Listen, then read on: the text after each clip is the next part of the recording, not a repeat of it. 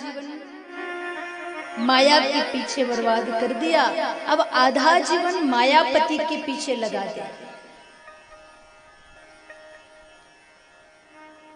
जब तक हम पुकारेंगे नहीं तब तक वो सुनेंगे नहीं। कहना तो पड़ेगा, पुकारना तो पड़ेगा, भजन जब तक तो करना पड़ेगा।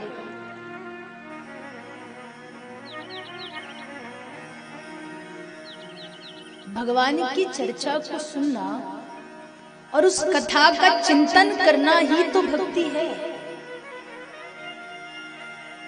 एक और दिन शायद हमने निवेदन किया था, कथा सुनो तो 4 घंटे की कथा इधर पंडाल में छोड़ के मत जाना हो,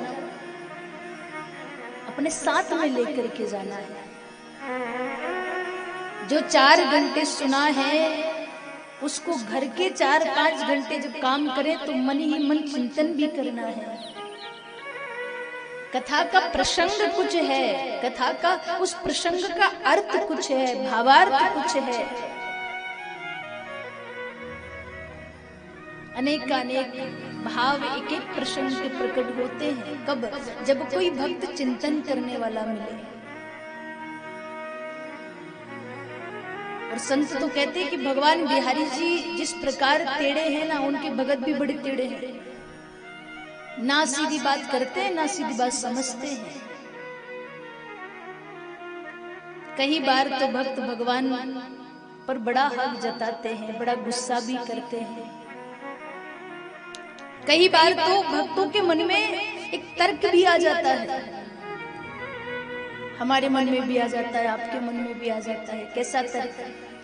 अगर कोई ठाकुर जी को मानने वाला भक्त हो, कृष्ण कन्हैया को मानने वाला भक्त हो, तो जितना प्रेम वो अपने लड्डू गोपाल से करेगा उतना प्रेम राम जी से नहीं कर पाएगा। करेगा पर कम करेगा, उतना नहीं कर पाएगा।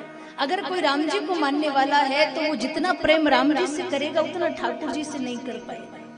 अगर कोई महादेव को मानने वाला है तो जितना प्रेम वो अपने भूत भावन से करेगा उतना किसी दूसरे से नहीं कर पाएगा। और कई बार तर्क होने लगता है कि जो बात हमारे राम जी में है वो आपके ठाकुर जी में नहीं है। अच्छी बात भी है, अपने इष्ट के प्रति पूरी तरह से समर्पित हो जाना, पूरी तरह से अपने इष्ट पर विश्वास जब होने लगता है तब ये भाव आता है कि मेरे भगवान जैसा कोई नहीं है।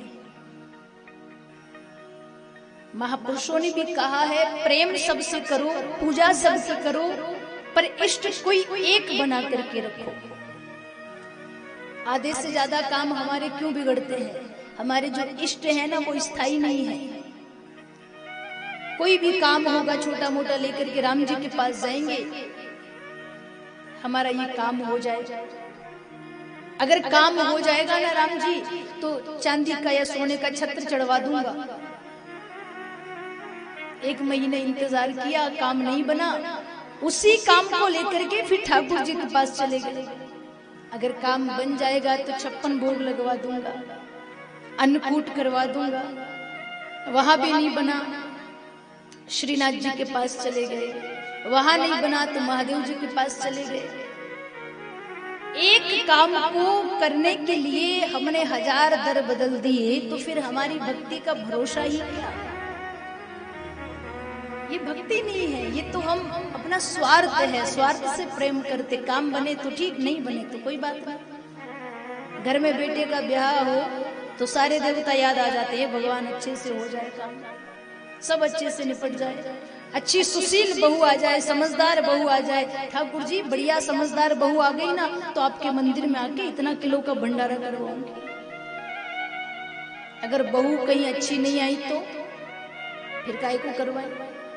और कई बार तो हमने देखा है लोग मन्नत करते, काम हो जाएगा तो ये करेंगे, काम नहीं हुआ तो फिर उनसे कहो कि आपने मन्नत करी थी वो चढ़ावा चढ़ा दिया, तो कहते नहीं हमारा काम ही नहीं हुआ। मनुष्य करे क्यों ना? मनुष्य की तो फितरत है। दुनिया को लालच देते देते कभी कभी भगवान को भी हम लालच देने लगते हैं। संत कहते प्यारे, कथा सबकी सुनिए, प्रेम सबसे करिए, पर इष्ट एक बना करके रखिए। अगर इष्ट एक होगा तो दर दर भटकने की आवश्यकता नहीं पड़ेगी।